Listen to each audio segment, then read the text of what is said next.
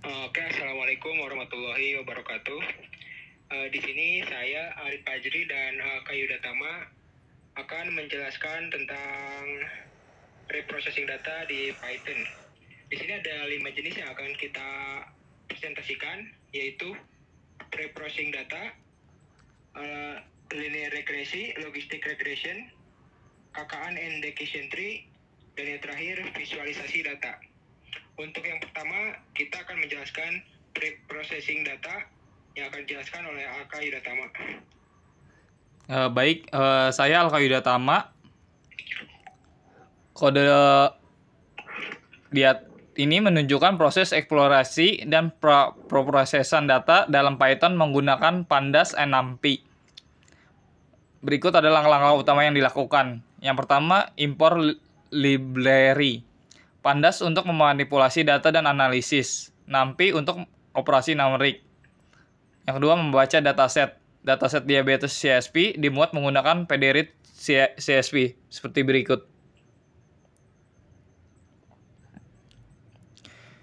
Yang ketiga, eksplorasi data. Menampilkan beberapa baris pertama dari dataset menggunakan data heap. Menampilkan statistik dasar kolom numerik dengan data describe. Mengecek nilai yang hilang di dataset menggunakan data is-null sum. Yang keempat, penanganan missing value. Mengisi nilai yang hilang dengan rata-rata kolom data min menggunakan data filna seperti berikut.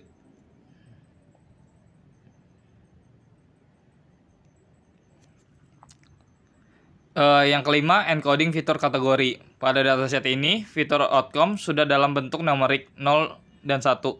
Jadi tidak diperlukan encoding lebih lanjut.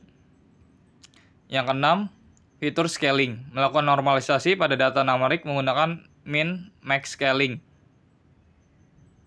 Contohnya seperti berikut.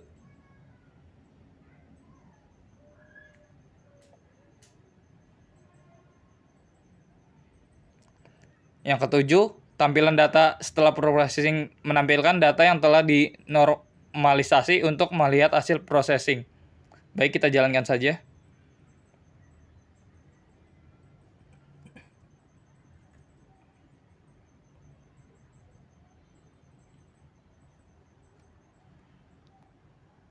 Berikut ini data-datanya. Untuk prognosis 61810, glukosa 148, pokoknya ini data-datanya. Baik, yang kedua bisa dijelaskan dengan teman saya Ari.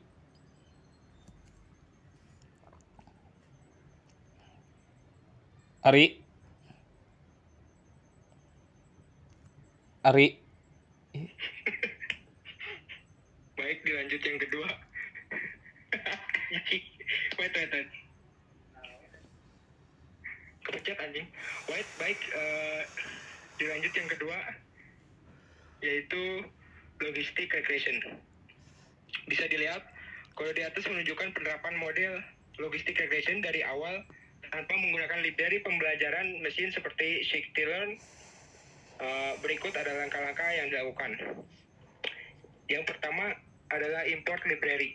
Pandas dan NumPy untuk manipulasi data, Matplotlib, Pylab untuk visualisasi.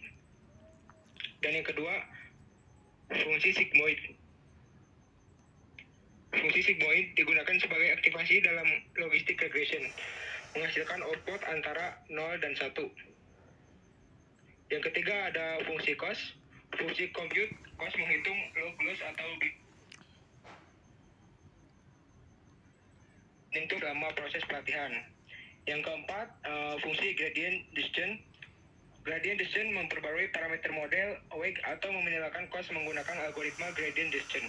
Cost history disimpan di setiap iterasi untuk melacak perubahan nilai cost selama proses pelatihan. Yang kelima, fungsi prediksi. Predict menghitung nilai probabilitas menggunakan sigmoid dan menentukan hasil prediksi berdasarkan threshold 0.5. Yang keenam, memuat dan memproses dataset. Dataset diabetes CSP dimuat dan missing values diisi dengan rata-rata kolom yang bersangkutan. Fitur X dan label Y dipisahkan serta ditambahkan kolom bias. Yang ketujuh, pembagian data latih dan data uji. Dataset dibagi menjadi data latih 80% dan data uji 20% secara acak. Yang ke-8, pelatihan model. Model dilatih menggunakan gradient descent dengan parameter learning rate dan iteration. Yang ke-9, evaluasi model. Prediksi dilakukan pada data uji dan akurasi dihitung. Confusion matrix dibuat secara manual untuk mengevaluasi performa lebih lanjut. Mencakup nilai true positif, true negatif, false positif, dan false negatif. Dan yang terakhir, visualisasi confusion matrix. Visualisasi confusion matrix dilakukan menggunakan matplotlib dengan nilai TP, TN, FP, dan FN ditampilkan dengan masing-masing kotak. Anda dapat menyesuaikan parameter seperti learning rate dan iteration sesuai kebutuhan untuk meningkatkan akurasi model. Dan ini setelah di running.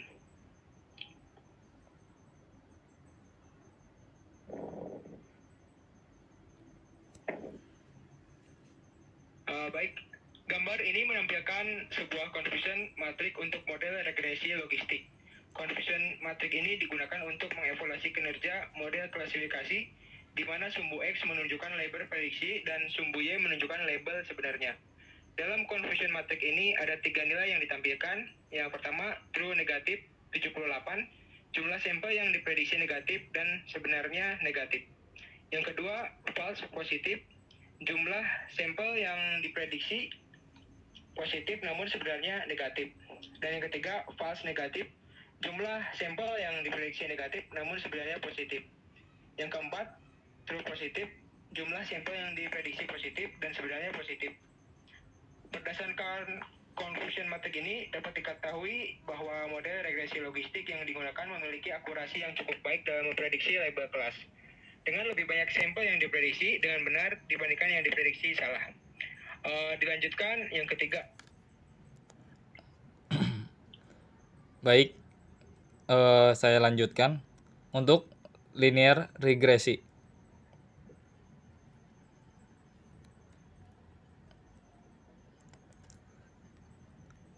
Godot ini melakukan regresi linear sederhana untuk memprediksi outcome dalam bentuk dataset diabetes CSP menggunakan least square.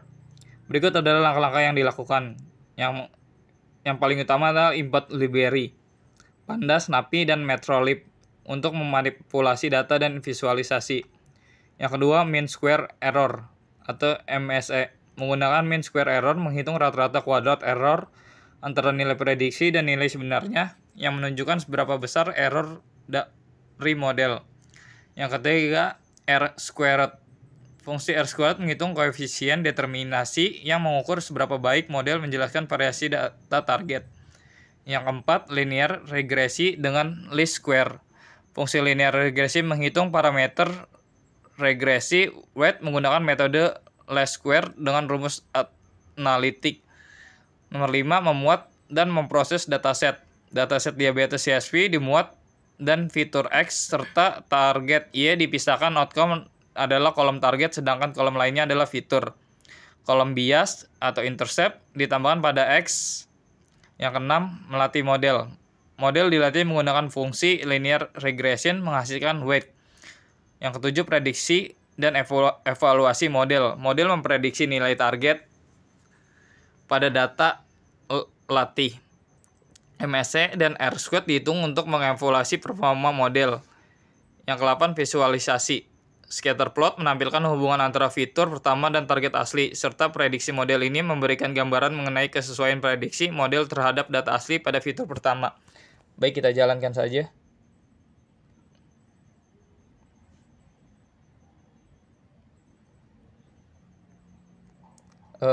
Gambar ini menunjukkan visualisasi hasil dari prediksi model linear regresi, di mana sumbu X menunjukkan nilai dari fitur pertama dari dataset diabetes CSP, sumbu Y menunjukkan nilai outcome atau target yang diprediksi.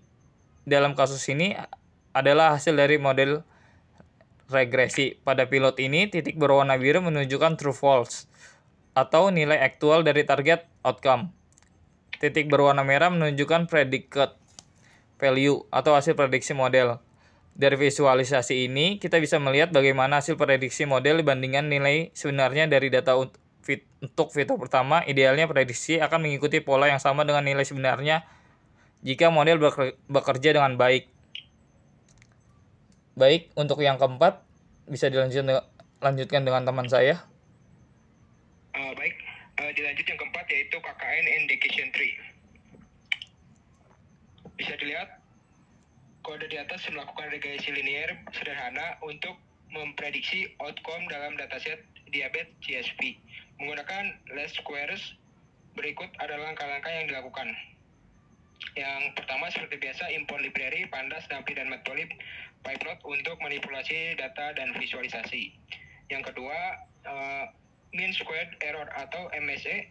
Fungsi mean squared error menghitung rata-rata kuadrat error antara nilai prediksi dan nilai sebenarnya, yang menunjuk seberapa besar error dan model. Yang ketiga, R squared. Fungsi R squared menghitung koefisien determinasi yang mengukur seberapa baik model menjelaskan variasi data target. Yang keempat, linear regression dengan least squares. Fungsi linear regression menghitung parameter regresi weight menggunakan metode least squares dengan rumus analitik. Yang kelima, memuat dan memproses dataset. Dataset diabetes CSP dimuat dan fitur X serta targetnya dipisahkan. Outcome adalah kolom target, sedangkan kolom lainnya adalah fitur. Kolom bias atau intercept ditambahkan pada X. Dan yang keenam, melatih model. Model dilatih menggunakan fungsi linear regression, menghasilkan weight. Yang ketujuh, prediksi dan evaluasi model. Model memprediksi nilai target atau Y-pred pada data dilatih. MSE dan R squared dihitung untuk mengevaluasi performa model. Dan yang terakhir, visualisasi. Scatter plot menampilkan hubungan antara fitur pertama dan target asli serta prediksi model. Ini memberikan gambaran mengenai kesesuaian prediksi model terhadap data asli pada fitur pertama. Oke, langsung kita running saja.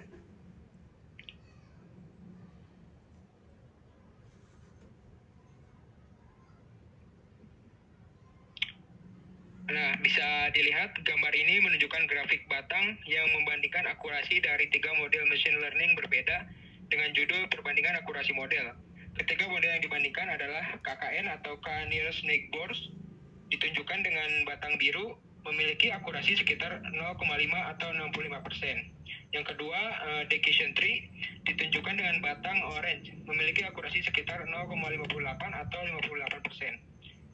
Dan yang terakhir, Random Forest, ditunjukkan dengan batang hijau, memiliki akurasi sekitar 0,57 atau 57%. Dari grafik tersebut dapat disimpulkan bahwa model KNN memberikan performa terbaik dibandingkan kedua model lainnya. Dengan akurasi tinggi sekitar 65%, Decision Tree dan Random Forest menunjukkan performa yang hampir serupa dengan akurasi sedikit di atas 55%. Grafik ini kemungkinan merupakan hasil dari evaluasi model machine learning untuk suatu kasus klasifikasi. Baik, lanjutkan saja untuk yang terakhir, yang kelima. Baik, saya akan melanjutkan materi yang kelima, visualisasi data.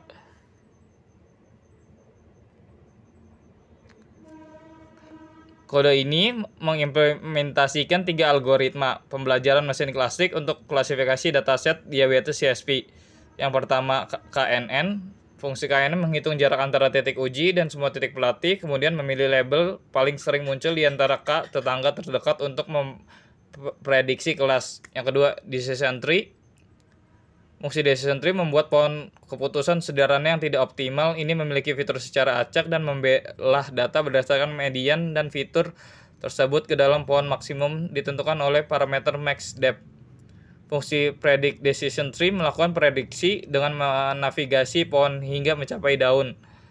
3. Random Forest. Fungsi Random Forest membuat beberapa pohon keputusan pada subset fitur secara acak untuk membentuk model ensemble setiap prediksi pada uji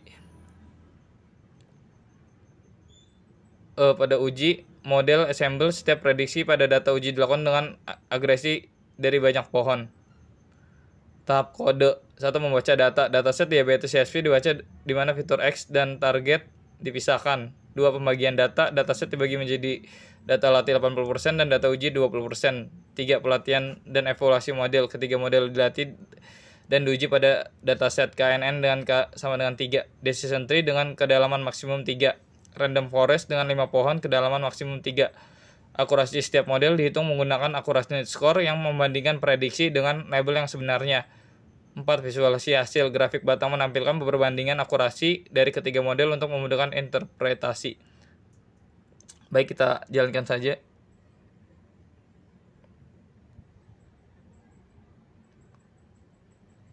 Untuk gambar yang ini adalah heat map korelasi antara fitur pada dataset diabetes. Warna pada heat map menunjukkan kekuatan dan arah hubungan antara fitur. Warna merah menunjukkan korelasi positif yang kuat, sedangkan warna biru menunjukkan korelasi negatif. Nilai korelasi berkisar antara -1 hingga 1, di mana angka mendekati 1 atau -1 menunjukkan korelasi yang kuat, dan angka mendeteksi 0 menunjukkan korelasi yang lemah.